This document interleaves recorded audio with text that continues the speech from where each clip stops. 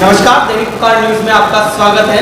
मैं हूं चेतन व्यास आपके साथ। आज हमारी खास पेशकश सीधी बात नो बकवास में विधानसभा आने वाले चुनाव को लेकर एक हमारे साथ मौजूद है भाई श्री प्रदीप उपाध्याय, जो कि युवा नेता हैं और वर्तमान में बड़ी सादरी विधानसभा क्षेत्र में अपनी एक अलग ही छवि को लेकर, युवा शक्ति को लेकर एक आने वाले चुनाव के लिए एक उम्मीदवार करने वाले हैं और दावेदारी करने के लिए मतलब फील्ड में उतर चुके हैं।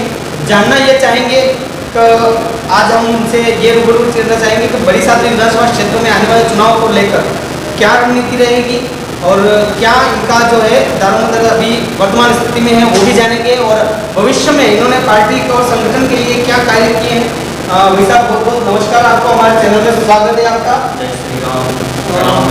प्रदीप जी, एक चीज़ और जानना चाहूँगा आपको, आप अभी वर्तमान में बड़ी सादरी विधानसभा क्षेत्र में चुनावी माहौल को देखते हुए कहीं भी आपका नाम भी लिया जा रहा है युवा नेता के रूप में, तो एक तो आप अपना पूरा पार्टी को लेकर पूरा परिचय दें। आप कौन से सन में पार्टी से जुड़े हैं या पार्टी के लिए आप कार्य किए हैं, किस प्रकार की आपकी आगे के भविष्य है वो दिख रहा है, क्या है क्या?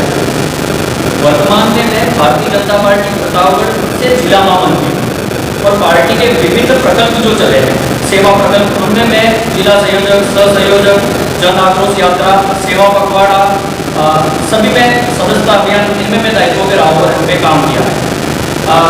अभी एक प्रकल्प और चल रहा जो संगठन का है, जिस तरह से कानून बने हैं, ट्रिपल तलाक, 370, उसमें एक जनसंख्या नियंत्रण कानून बनने वाला है।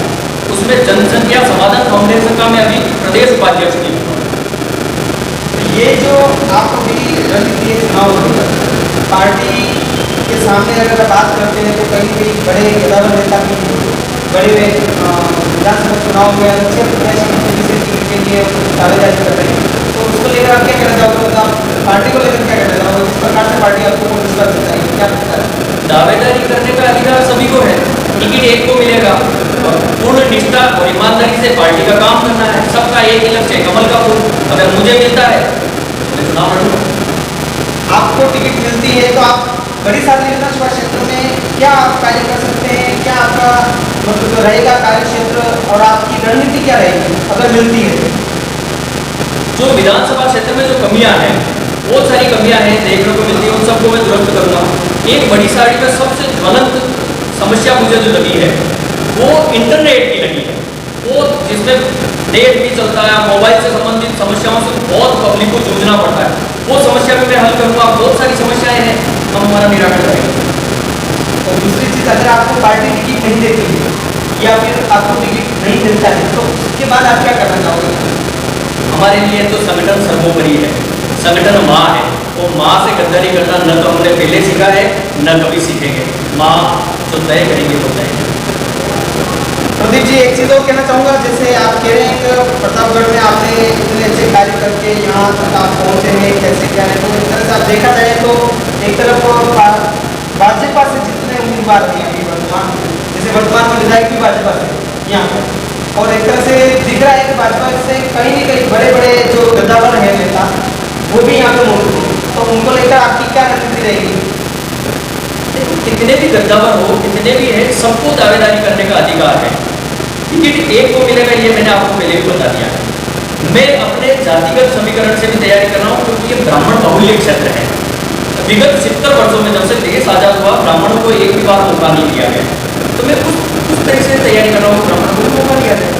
मैं ब्राह्मणों का प्रतिनिधित्व करता हूँ, आज विप्र सेना में प्रदेश उपाध्यक्ष हूँ, उस नाते मैं अपनी तैयारी कर रहा हूँ।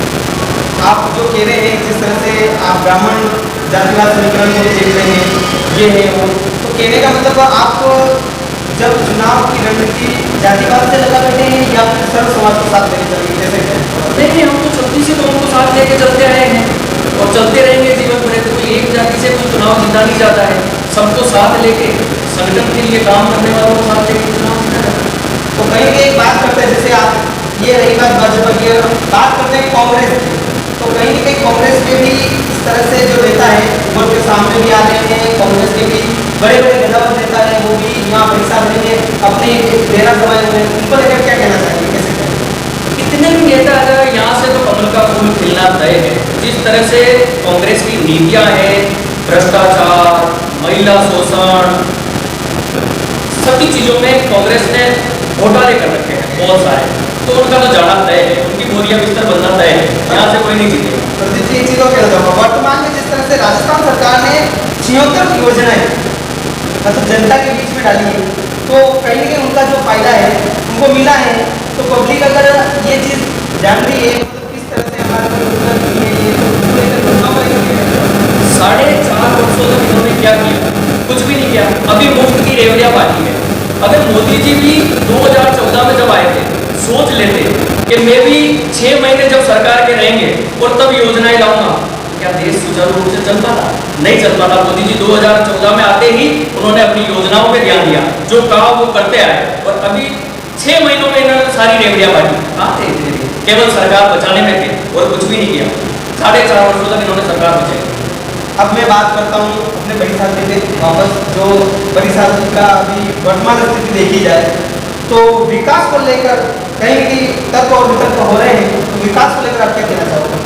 देखो, विकास को लेके अगर कोई मैं बात करूं तो वो मजा नहीं आएगा, क्योंकि सरकार कांग्रेस की है और कांग्रेस का आज तक एक ही मानना आया है कि कैसे भी बीजेपी कार्य में काम नहीं हो। जहां भारतीय जनता पार्टी का एमएलए बैठा हो, उसको किसी भी प्रकार से विकास कार्य से वंचित रखा जाए, उसके साथ भेदभाव किया जाए, तो इसलिए किसी में आक्षेप लगाना मैं उचित नहीं मानता। ये सारा भेदभाव ऊपर से चलता आ रहा है और यही नहीं चलता आ रहा है। जहां भी भाजपा के एमएलए बैठे हैं, सबके साथ भेदभाव हुआ है, तो विकास अवरुद्ध होने का एक कारण ये भी है। अगर मैं मानता हूँ कि चलो ठीक है, आप मेरे विकास के क्षेत्र में ठीक है सारी चीज़ें मान लेती हैं, लेकिन अगर कहीं की बात करते हैं तो कांग्रेस ने जो योजनाएं दी है तो बड़ी सारी विधानसभा में तो दी है कहीं नहीं। भाई, इन्होंने तो योजनाएं पूरे राजस्थान में दी है, तो वही तो मैं प्रश्न पूछ रहा हूँ। ये मुफ्त की रेवड़ियां 6 महीनों में क्यों बांटी गई? इतने वर्ष आप कहाँ थे? 4.5 वर्ष आपने क्या किया? किसानों का कर्ज माफ करने का किया, आपने कर्ज माफ किया क्या? बेरोजगारी भत्ता देने का था, आपने बेरोजगारी भत्ता दिया क्या? बिजली बिल माफ करा। अरे बिजली कटौती से किसान कितना परेशान हो रहा है, कितने किसानों की जमीनें कुर्की हो रही है। तो ये सब काम आपने किया, आपने उपलब्धियां तो ये है, पॉजिटिव काम आपने किए क्या है? एक प्रदीप जी, एक चीज़ और कहना चाहूँगा, जैसे कि आपने कहा कि आप ब्राह्मणवाद भी आप लेके आए हैं, तो कहीं ना कहीं एक बात करते तो बड़ी साधन में जो अभी उम्मीदवारी कर रहे हैं या फिर दावेदारी करने वाले हैं, तो शंभूलाल कनेरिया भी एक विप्र बन रही है, तो क्या कहना चाहोगे उनको लेकर? मतलब आपको और उनको लेकर आपके साथ कैसे रहते हो? मेरे सभी से रिलेशन अच्छे हैं, चाहे ललित जी हो, चाहे गौतम जी हो, चाहे शंभूलाल जी हो, चाहे राकेश जी हो।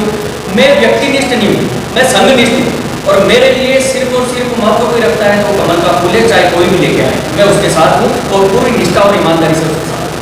बहुत बहुत धन्यवाद प्रदीप जी आपका, जिस तरह से आपने देखा है कि ये बड़ी साधन से युवा जो इनकी अलग ही एक अपनी पहचान को लेकर अभी टिकट की होड़ में एक दावेदारी करने की उम्मीद जताए बैठे हैं। क्या पार्टी इनके ऊपर विश्वास जताएगी या नहीं जताएगी, ये देखना आलाकमान के हाथ में है। कहनी थी आपको, जिस तरह से आपने बताया कि विकास को लेकर अगर आपने कहा कि बड़ी साधन में जो नेटवर्क इश्यू है उसको लेकर आपने अभी पूरा जो बताया था कि नेटवर्क की बहुत सारी परेशानियां हैं, लेकिन कहीं ना कहीं एक चीज और देखने को मिलती है कि बड़ी साधन में अगर विकास की बात करते हैं तो क्या नेटवर्क का ही इश्यू है? मैं केवल आपको उधर ले गया हूं कि सबसे ज्वलंत जो मुद्दा है वो इंटरनेट है, क्योंकि उससे सारी चीजें जुड़ी हुई भी है। मोबाइल संबंधी व्यवसाय से लेके सब चीजें उससे जुड़ी हुई है।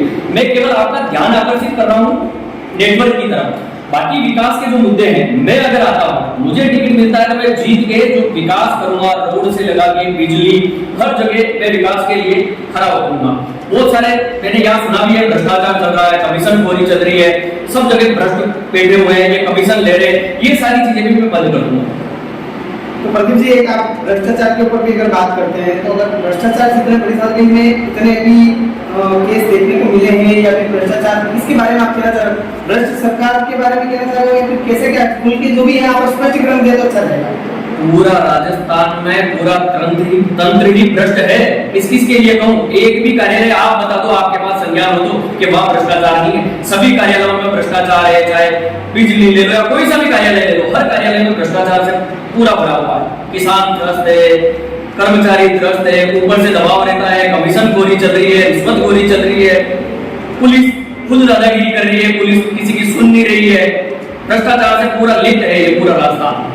एक चीज और कहना चाहूंगा दूसरी चीज जिस तरह से आप विकास को लेकर बात कर रहे हैं, तो बड़ी सादरी में अभी लगभग जैसे बात करते हैं तो हमारी मीडिया टीम भी ने काफी एक रिव्यू लिया था बड़ी सादरी विधानसभा का, तो कहीं न कहीं रोड को लेकर भी जो रोडें हैं बड़ी सादरी की वो बिल्कुल अवरुद्ध है। उनमें काफी सारी आप देख सकते हैं ऊपर खापर है, खड्डे हैं, इस प्रकार की बहुत सारी परेशानियां भी हैं। तो आप उनको लेकर क्या कहना चाहेंगे? मैं फिर आपको एक ही बात कहना चाह रहा हूँ कि जहाँ जहाँ भाजपा के एमएलए हैं वहाँ उनको परेशान किया जा रहा है, दुखी किया जा रहा है, उनके करीब कोई काम नहीं हो रहे। मैं आपको आश्वस्त करता हूँ, मैं अगर आके खड़ा हो गया, मैं यहाँ बैठ गया तो मैं कोई काम अवरुद्ध नहीं होने दूंगा, इन कामों की गति बढ़ा दूंगा। दूसरी चीज सर, एक चीज मैं आपसे और जानना चाह रही हूँ, अगर बड़ी सादरी विधानसभा क्षेत्र में अगर आपको टिकट मिलती है और या आपको नहीं मिलती है, लेकिन बीजेपी यहाँ से जीतेगी या नहीं जीतेगी, कितने वोटों से जीत सकती है, क्या कल्पना कर सकते हो आप? बीजेपी यहाँ से क्या पूरे राजस्थान में जीतेगी, वोट भाजपा का बढ़ेगा और यहाँ से पिछली बार जितने से जीती है उससे डबल से जीतेगी, चाहे चेहरा कोई भी हो, भाजपा को जिताने से कोई नहीं रोक सकता। बहुत बहुत धन्यवाद। आपने देखा जिस तरह से एक युवा जो उभरते हमारे दावेदार उम्मीदवार जता रहे हैं कि मतलब टिकट को लेकर भी काफी सारे जो है मसले आ रहे हैं, लेकिन पार्टी को लेकर कहीं ना कहीं एक जो चीज बड़ी कही है इन्होंने कि पार्टी को कोई हरा नहीं सकता। हालांकि देखना ये होगा कि आने वाले इलेक्शनों में ही पता चल पाएगा। लगे रहिए back to back, Chetan Vyas.